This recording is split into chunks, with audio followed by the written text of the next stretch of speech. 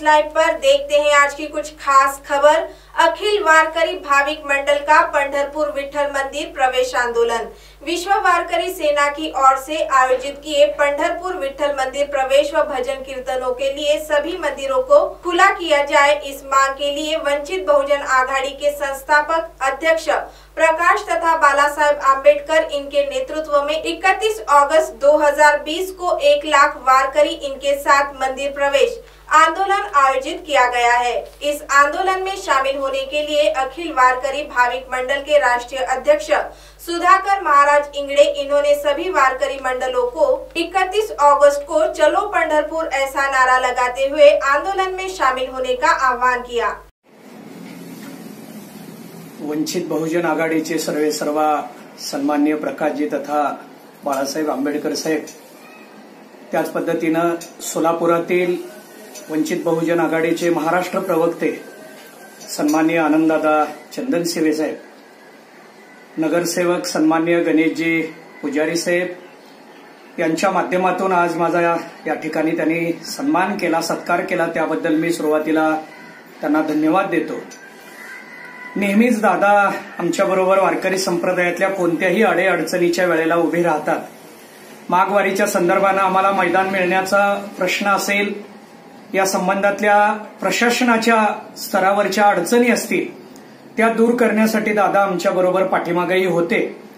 आता लॉकडाऊनच्या काळामध्ये मंदिरं सगळी बंद आहेत, भारतातली मंदिरं उघडी केलेली आहेत, केंद्र सरकारने याला मोकळीक दिली आहे, पण महाराष्ट्र सरकारने मात्र याला बंदी घातलेली आहे। रुग्णाची संख्या वाढतेय या अटीवर, परंतु आमचं म्हणणं आहे की महाराष्ट्रामध्ये बाकी सगळ्या गोष्टीला जर खुली सूट दिली असेल, बाजारपेठा खुल्या झाल्या असतील, दारूची दुकानं ऑनलाईन पद्धतीने सुरू करण्यासाठी जर मंत्रालयात बैठक होत असेल, तर मंदिरे उघडण्यासाठी का बैठक होऊ नये अशी एवढी साधी सोपी सरळ आमची मागणी आहे। आणि या मागणीमध्ये प्रशासनाचं काहीही नुकसान नाही, नियम अटीवर मंदिरं खुली करावी अशी आमची मागणी आहे।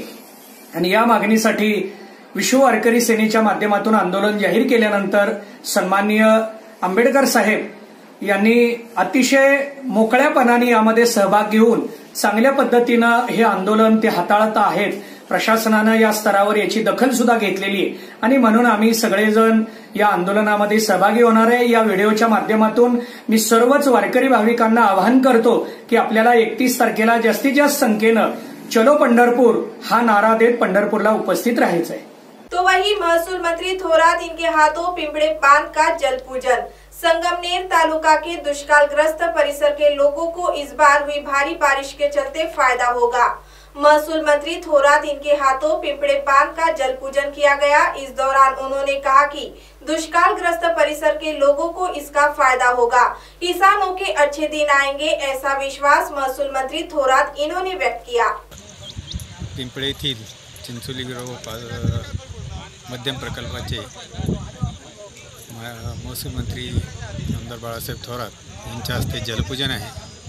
आजच्या जलपूजनाचं वैशिष्ट्य असं आहे की हा जो मध्यम प्रकल्प आहे हा त्याच्या इतिहासात पहिल्यांदा सगळ्यात लवकर भरलेला आहे। म्हणजे भंडारदरा किंवा भोजापूर याच्याही अगोदर हा प्रकल्प भरला, ही एक ऐतिहासिक गोष्ट आहे। त्यामुळं सगळ्या इथला जो शेतकरी वर्ग आहे तो एकदम समाधानी आहे आणि त्याचं ओव्हरफ्लोचं पाणी आज देवकवठ्यापर्यंत पोचलेलं आहे, देवकवठ्याच्या खाली ते गेलेलं आहे। त्यामुळं खास वेळ काढून नामदार साहेबांनी आज हे जलपूजन करण्याचं ठरवलेलं आहे। हा जो प्रकल्प आहे हा प्रकल्प 1965 ते 70 या कालावधीमध्ये पूर्ण झाला।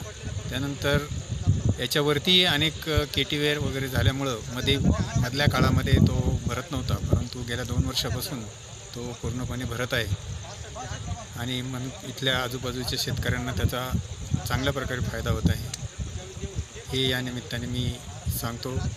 आणि त्याचप्रमाणे खाली पारेगावला आणि चिंचोलीला या प्रकल्पामधून पाटाने पाणी आहे, ते कदाचित आता खरीप रब्बी हंगामामध्ये ते पाणी सोडलं जाईल असं मला वाटतं। आणि इथून काही उपसा जलसिंचन योजना या पिंपळे गावासाठी आहेत, त्यांना याचा फायदा होईल। या 4-5 गावांना पिण्याच्या पाण्यासाठी सुद्धा या पाण्याचा फायदा होणार आहे. त्याचप्रमाणे आता सध्या भोजापूर प्रकल्पामधून 5 गावांसाठी जी पाणीपुरवठा योजना निमोन आणि 5 गावांसाठी पाणीपुरवठा योजना ती पण कार्यरत आहे. आमदार बाळासाहेब थोरात यांच्या प्रयत्नामुळं ती योजनाही आता 1 वर्षामध्ये पूर्ण होईल. त्या योजनेची विहिरीचं काम पूर्ण झालेलं आहे, पाईपलाईनचं काम चालू आहे.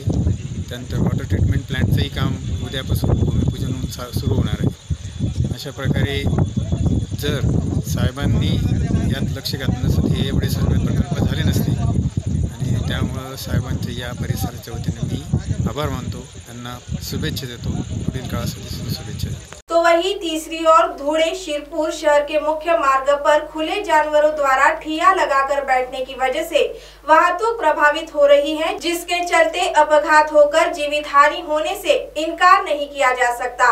इस खुले जानवरों के लिए पालिका प्रशासन की ओर से पर्यायी कार्रवाई कर बंदोबस्त करने की मांग शिवसेना तालुका प्रमुख भरत राजपूत इन्होंने की। सध्या स्थितीत शिरपूर नगरपालिका हद्दीत मोकाट गुरांचा खूप मोठं प्रमाण वाढलेलं आहे। मुख्य रस्त्यांवर मोकाट गुरं हे बसलेले असतात, रहदारीला खूप मोठा अडथळा निर्माण होतो। यापूर्वी आम्ही शिवसेनेच्या माध्यमातून नगरपालिकेला गुरांच्या संबंधित उपाययोजना करण्याचे निवेदन दिलेले आहे।